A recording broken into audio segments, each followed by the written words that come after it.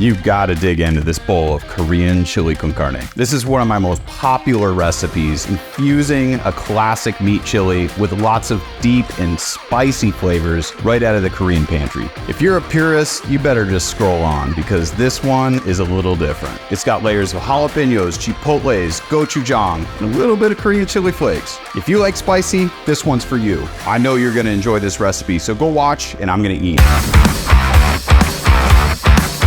All right, chili con carne. So this is all about the meat. And if you haven't had this chili before, it's really nice, thick pieces of meat just covered in this delicious chili sauce. You can use any kind of meat that you'd normally like to use for stewing. I like chuck roast, and I like to trim it down into smaller pieces that are maybe a little bit less than an inch. They just tend to break down into nice bite-sized pieces when you're done. So I've got a chuck roast that I've trimmed up here. I got rid of some of the thick intermuscular fat, and then I'm gonna go ahead and add some of my canyon crust. I'm just adding it liberally to kind of just season the outside. There's no real amount here. I've got 3 pounds of chuck roast because that tends to give me enough chili. I mean, who cannot have enough chili? If you don't have canyon crust, just use salt and pepper. We're just trying to season the meat a little bit here before we sear it. So we're gonna have a lot more control of the flavors once we get that seared and everything's braised. All right, so today I've got a Dutch oven going right in front of me, and this is warm, and what I'm gonna do is I'm actually gonna add a little bit of beef fat in here.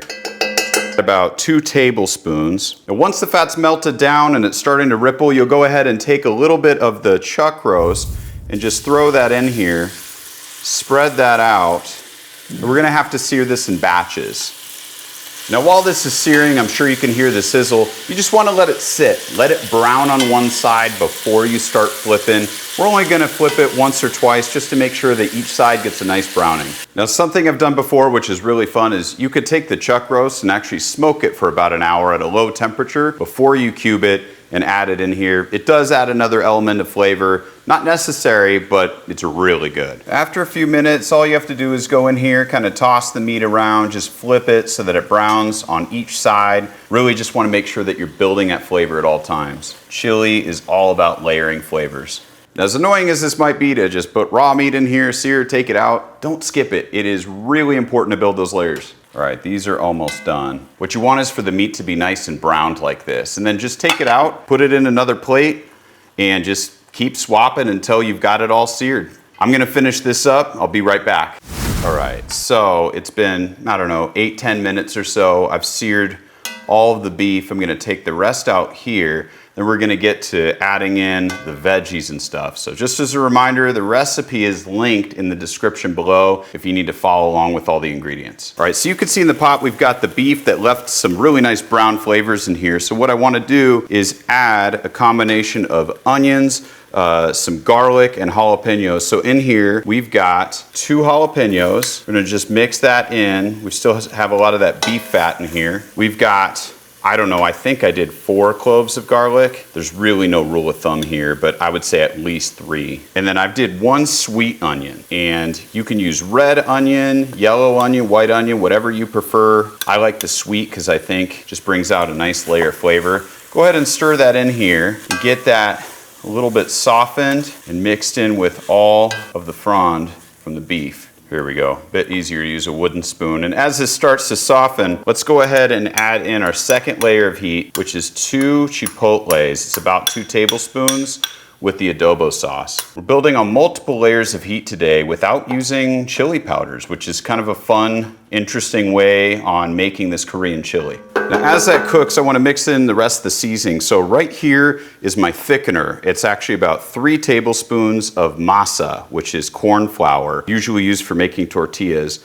And I'm going to add some cumin, which is about 1 tablespoon. We've got a teaspoon of ground coriander, and then I'm adding about 1 teaspoon of some smoked salt. And what I'm doing here is I'm mixing this together because this is kind of the thickener for the chili. You don't have to use the corn flour, you can skip it. The chili might be a little bit on the thinner side, but this is what I like to use. All right, so into the pan, I'm gonna go ahead and add the seasoning.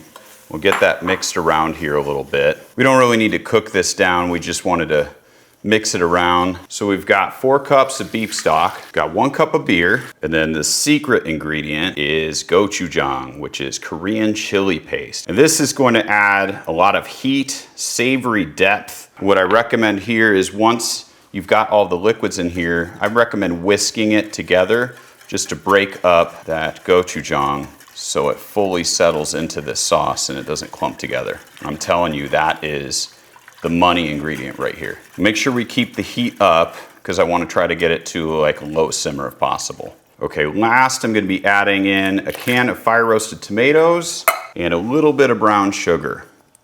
There we go. Now the brown sugar is definitely optional, but it does help balance out the heat that's going into here. Finally, I will carefully add the beef without spilling everything everywhere. There we go, success.